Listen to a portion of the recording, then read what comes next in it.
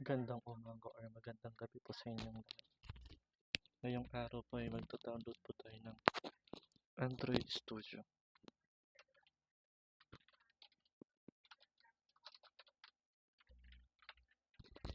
Just type na lang po ay Android Studio. Pindutin natin po itong pinakaunang link. And scroll down lang po. And ito po. Scroll down lang. Then pindutin itong I have read and agree. Then downloads.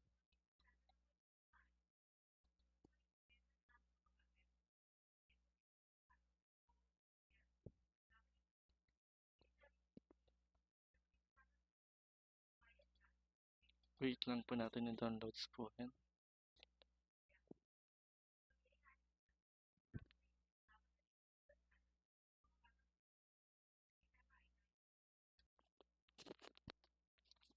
Pagkatapos natin i-download is pindutin lang natin yan.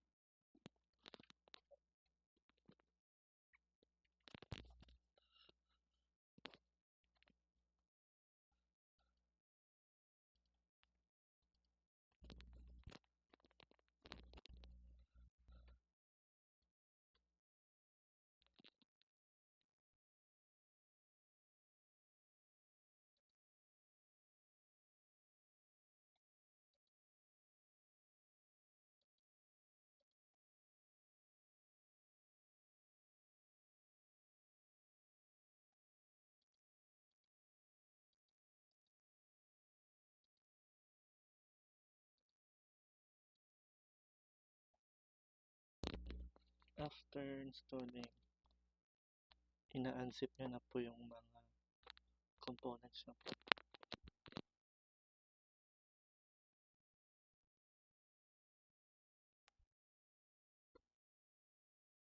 We will just wait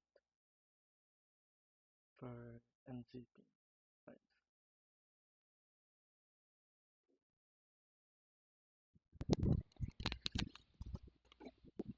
After zipping finished, then visit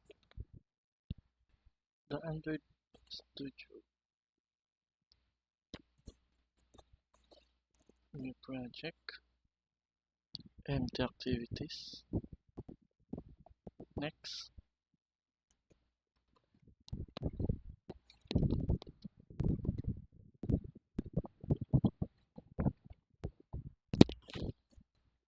Finish.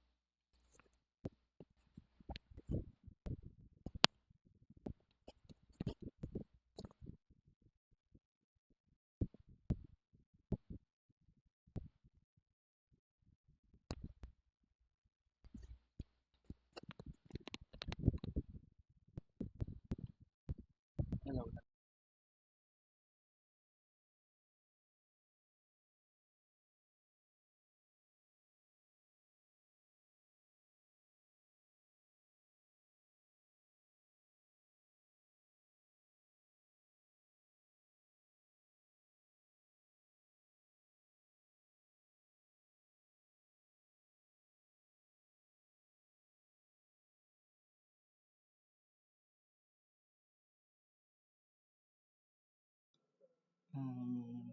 This is my finish coding. Sorry kung hindi ko po napakita po yung pag-coding ko po dito because nagkaroon po ng power interruption. I-explain ko na lang po kung ano po yung mga nandito po na nilagay ko. For my simple project, this import, yan, itong import na po ito po yung tools and library na kailangan para gumana ang mga UI na mga nilagay natin. Like image, button, text, and yung alert dialog. Then, makikita nyo po dito, meron po siyang PSN Painter resource. Ang kwan po nito is yung sa may background po natin sa apps po natin. Papakita ko po sa inyo kung ano po yan. Ito po yung ating background. Ito. And run po natin ang ating ginawang apps. Then, dito po sa may UI dem, ito po yung para makuha po yung kulay at yung background po ng apps natin. Then, ito pong enable. Yan, ito po siya. Ito pong enable edge to edge is para maging fit po yung background po natin. At hindi po siya pangit tignan.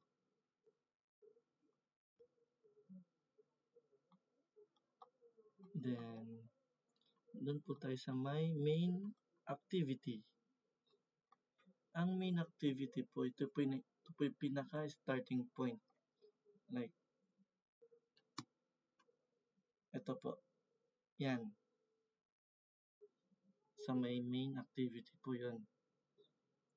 Then, ito pong on create. Ito po. Siya po yung unang nagpa-function na tinatawag pag nag-open yung apps. And enable edge to edge. Parang ito po ang in-explain ko na po. Para ito fit po yung background na nilagay po natin. And this may application dem. Dito nilalagay yung UI, yung design na ginawa po natin.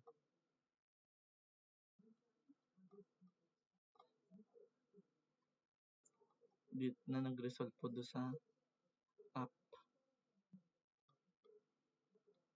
Ina-apply niya po yung UI na nilagay natin dito sa result app para maging ganito po siya. Next is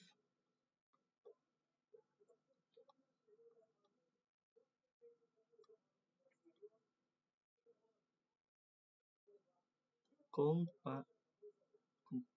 itong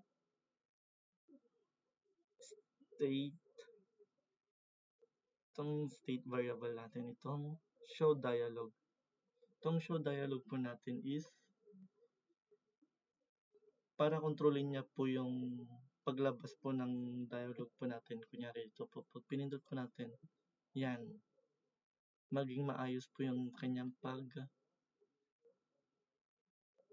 up or paglabas po. Ito pong remember para maging paulit-ulit po siyang maging maayos.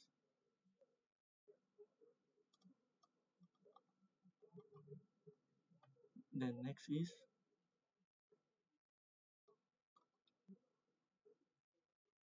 scaffold.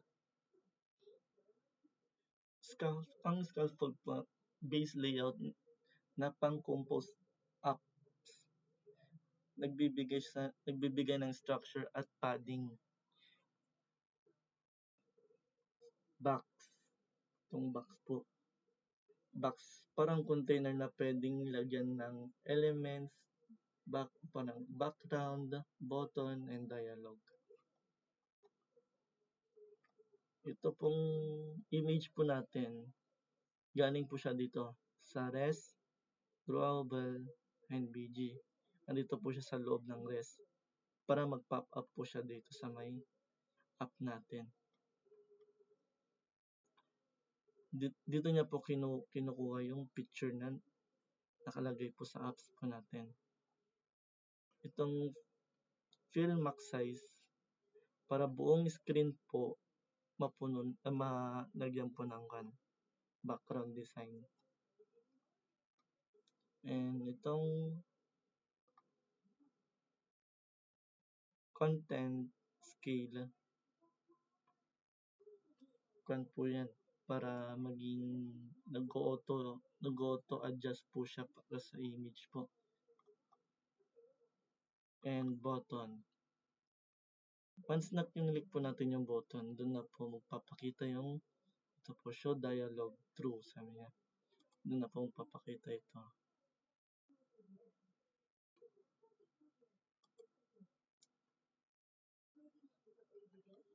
Yung ito pong nilagay nating kulay niya po is nandito po, on primary. Nasa loob po ng box ng button, I mean.